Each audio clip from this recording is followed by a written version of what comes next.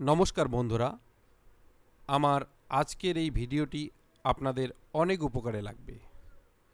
আপনারা উপকৃত হন সেই কারণে আমি এই ভিডিওগুলি বানাই, যাতে করে ঔষধ ছাড়া সুস্থ শরীর এবং সুখী জীবনযাপন করতে পারেন।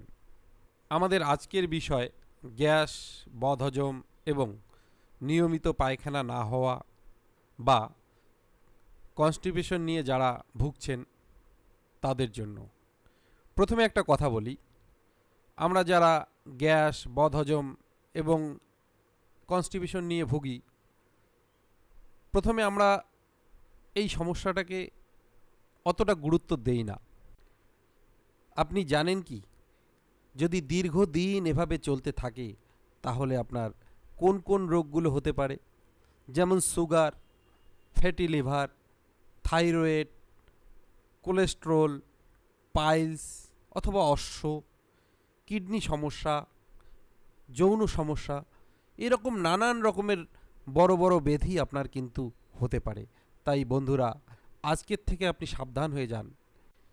এবারে আমরা আলোচনা করব এর থেকে বাঁচার উপায় কী এবং কি খেলে, কিভাবে খেলে আমাদের এই সমস্যাগুলো আর থাকবে না।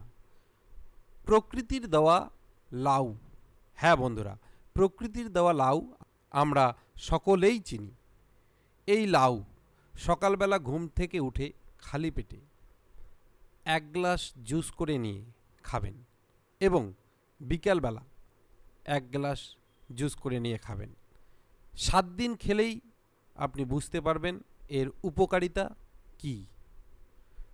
সো বন্ধুরা, যদি আপনি আমার এই ভিডিওটি দেখে এবং আমার বলা কথাগুলো মেনে যদি আপনি এটা খাওয়ার পরে উপকৃত হন, তাহলে অবশ্যই আমাকে কমেন্ট করে জানাবেন।